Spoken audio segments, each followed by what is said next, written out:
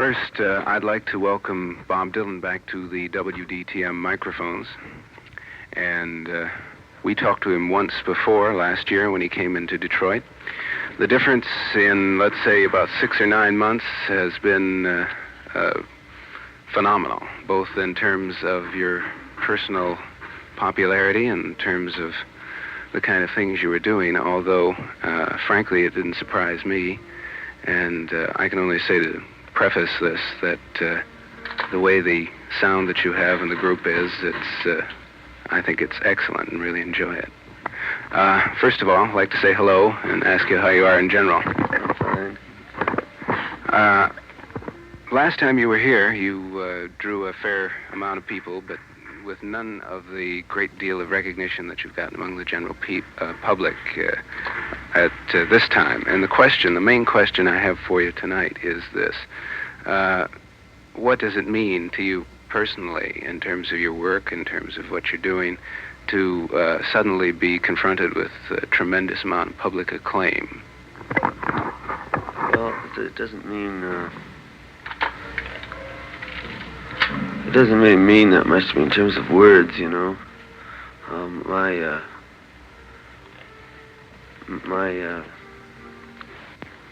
well, I don't know what you call it, training or whatever have you, I don't really know. And what I do has already been formed, you know, and it can't really mean anything to me. It's a little bit, I have to get away a lot more now than I used to. Well, that's what I had in mind in terms of just functioning as an individual, as a human being. Yeah. Do you think that the situation is in any aspects too unpleasant for you, or? Well, sometimes it isn't, but other times it isn't. But I can't really let it bother me because it's happened, you know, and. I can't say anything about one way or the other. I just don't like to even think about it, you know, because it does take a lot of useless time, which it's not really realistic to me to think about that, you know, little girls want to tear at you and that kind of thing. Does it frighten you in any aspect in terms of your general outlook? No, I don't really pay too much attention to it. I try not to be getting too much contact with it. I just play the music, you know, and leave, you know. So you have to make a it changes your style of life from day to day, where you stay in hotels, what stores you go into. Oh, yeah, but I sort of set that out ahead of time. I know when I'm going to be on the road. That's just the way it's going to be, you know, so I accept it. I don't know what more there is to say about it, you know. Let's get to talking a little bit about the group you have with you here in Detroit now. Could you tell us who's the musicians that you brought to Detroit? Well, I can tell you their names if they mean anything. It is let me see, Robbie Robertson plays lead guitar, and Levon Helm plays drums. Richard plays the piano, and Rick plays the electric bass, and Garth plays the organ. I play rhythm guitar and harmonica. Where did you meet these musicians to work with them? I've known them for a while. I've known Robbie. Robbie's worked with me. Robbie and Levon played with me at Forest Hills and Hollywood Bowl.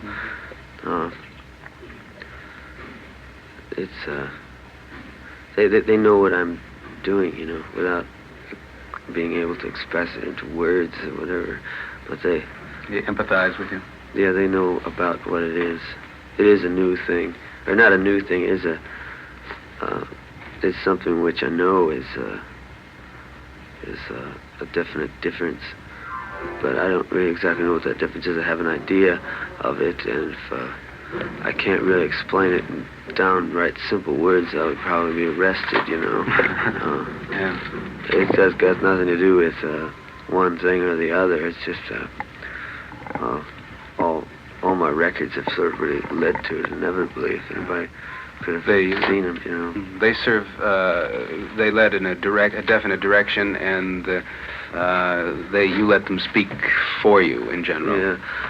Well, it's also different. It's like I used to play rock and roll when I used to play hard, silly rock and roll when I was 15, 14, and by the time I was 17, you just couldn't make it anymore at all, unless you want to be a side man and live forever in carnivals, you know, in recording studios. So I just I couldn't make it that way, and I just played the acoustic guitar, you know, and discovered this thing called folk music, and I did that for a while, and then I stopped doing that, and started writing the songs myself, and I always wanted accompaniment, you know, but I just couldn't afford it, and I just put that out of my mind. And now when it's happened, I don't really think about it one way or the other. It's I like it more this way, you know. It's I feel personally that listening to your latest records, there's an expressiveness and feeling in your voice that comes across much stronger with the group, because you sound much freer and more relaxed and more sure, and although you sounded very good before, and what you were doing I wouldn't put down, I frankly couldn't understand the reports that I heard that people actually would, you know, boo a performance because they didn't like what you were doing. Yeah, they did. And you know, why don't they walk out, right? You know, if they don't dig it, why don't they leave? It's very fine. They like your old records. They can play them over and over. Do you feel that the general audience is not willing to give the artist total freedom? No, oh yes, I think that's very true. I don't know really how much longer I'll be playing and singing, you know, on a stage. I don't really plan to do it for the rest of my life or anything. You can find all these people that play music on the stage definitely have some kind of image or something which people come there to see them do, whether it be, you know, Lawrence Welk or Steve McQueen or you know, Howdy Doody or President Johnson. You know, they all expect something, and usually they get what they expect, you know, and what they pay for. I never promised anything, you know. I used to get up on the stage when I first began playing concerts and not even know what I was going to do. I used to just walk in from the street in my clothes, you know, and then anything could happen. I used to talk sometimes for 20 minutes, but now it's different. Now I want to play the songs because I actually dig them myself. And whereas I was doing a lot of stuff before which I didn't really dig because I'd written it so fast and under such very weird, strange circumstances for motivated things, you know, stuff which had reasons to be written, which anybody worth anything could really see through, which I can see through, and higher up people can see through, but just wouldn't let on because it is a thing to play a game with. So a lot of people play games with me and called me weird names because I wrote songs like With God on Your Side, but what it really meant to write something like that and sing it on the stage has never been brought out or expressed. I've never seen that written anywhere. What we're doing now is I know is hard for most people to take. It's very frightening, as it's a lot of stuff is. I know a lot of stuff is just isn't even songs or anything. They're just things which I've written under amusing circumstances and written for no reason except to write it. And I know it's good, you know. I know what's not good. I know what's deceiving in terms of poetry and all this kind of stuff. And doesn't need the excuse of a well-known form. It's creating its own mode. It's creating its own new situation. I noticed there was a record that came out by Roland Kirk, and it was entitled Rig and Panic, and he explained it as being rip for Rest in Peace for the people who got all ripped up and didn't understand him and got rigor mortis and panicked when they heard him play, and that was why he titled the song Rip, Rig, and Panic. Right. And when I thought of that, I thought of some of the people who react to your material. You're doing somewhat similar things, and the form is different, but it's this individual, direct thing that people tend to panic when they hear, because it hits them too hard for the genre it's in.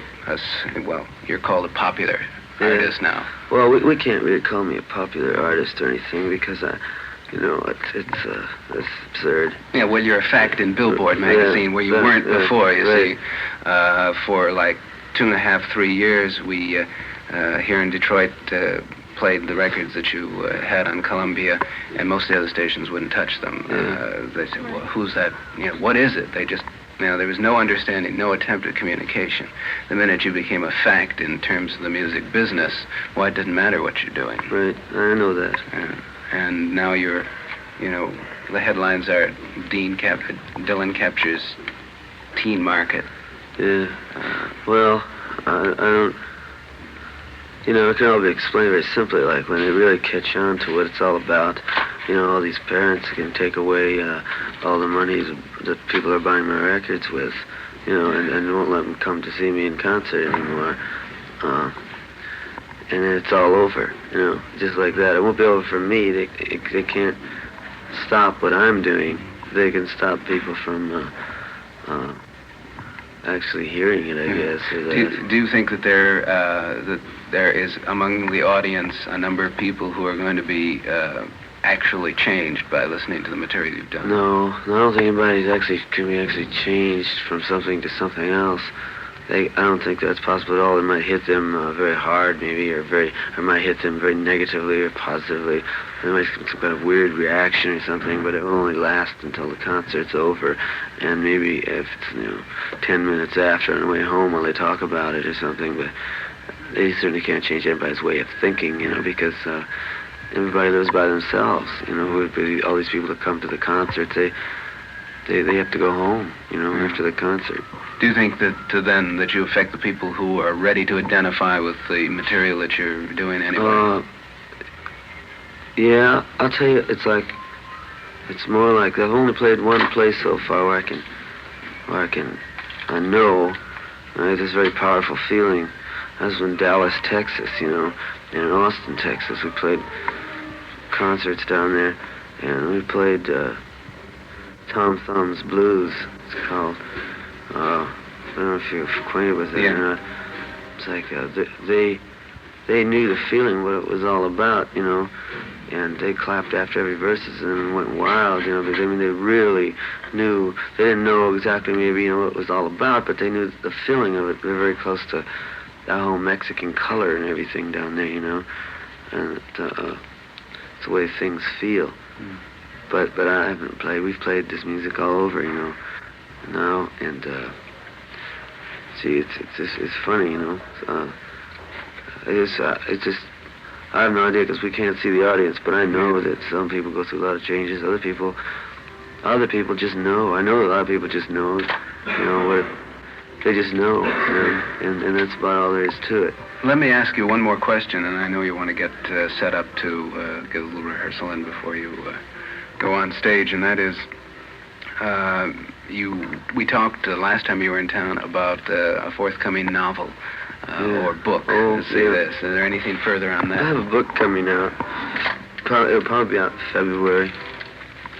It's just a book of writing stuff, I started writing novels, before, when everybody said, "What are you doing?" And I said, "Well, I'm writing a novel or something." Yeah. So I figured I had to do it. John Kerner talked about that. He mentioned that. He was writing one? No, he said that he had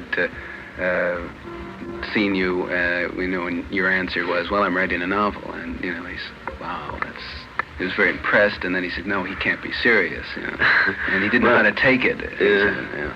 I was writing it. I still have a lot of words written for it, but I can't use anything I've written up to. Anything I've written before a year ago, I can't really use as valid. It's just, I can't use the ideas. They're so deformed, and just not really right ideas, stuff which has been expressed, a million times, in the past, and anybody can see it does no good to talk about things which just don't make any sense to talk about, Now, I don't write now unless it just happens.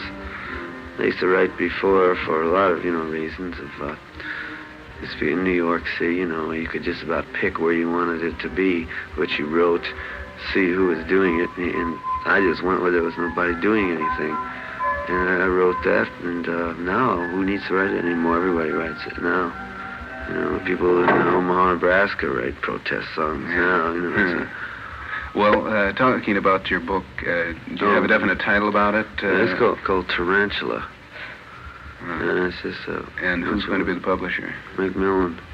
And do you have a definite date on it now, or is it? Well, it was going to be out already, but I took it back a few times and reworked some of the things, and it'll be out again. I do want to write the novel sometime. I really do, but it's going to take a long time to write it, and it's kind of tricky. So I just, when it gets too bad for me here or someplace, or when I get sort of feeling I have to go somewhere, I just go for a while and write it.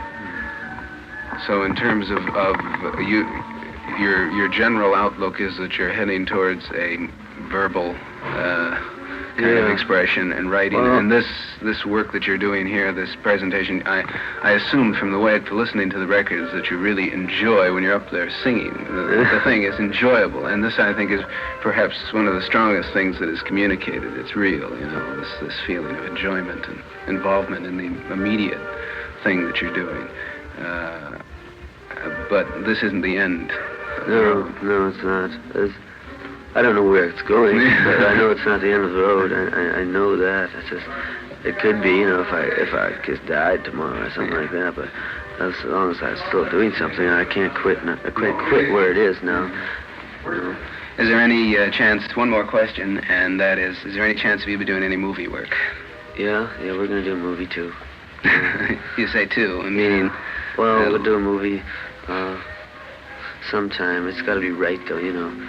It's not. It can't be any Elvis Presley or Beatle type movie or a Truffaut type movie or Tony Richardson kind of thing. It's just got to be something else. I don't know exactly what, but it's got to be. I can't find another word for it. Right. Yeah. How about doing? What's your feeling with working with other performers? Are there any people that you particularly admire and enjoy working with on stage, or have you done all solo? I don't work with anybody on stage. I have never done that. We play the whole show. Mm-hmm. The only people I play with on stage are the people with me. Just the band. Yeah, we don't need. There's no warm-up acts or anything like that. Well, I meant. I'm the warm-up act. Yeah. other acts of equal stature to you, such as other people who play. Yeah. That I like. Yeah, yeah. I like Charlie Rich, who plays piano and writes songs. I like staple singers, and most of the people from.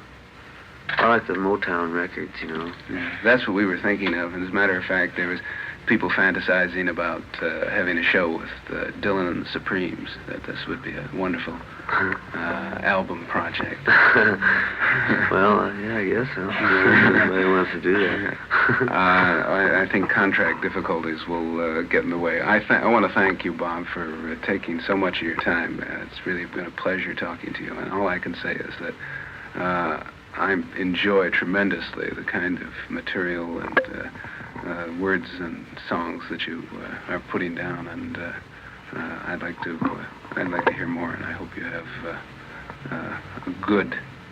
I hope you continue doing what you want to be able to do, and are successful at it within your own terms. And I want to thank you for being here at WDTM today.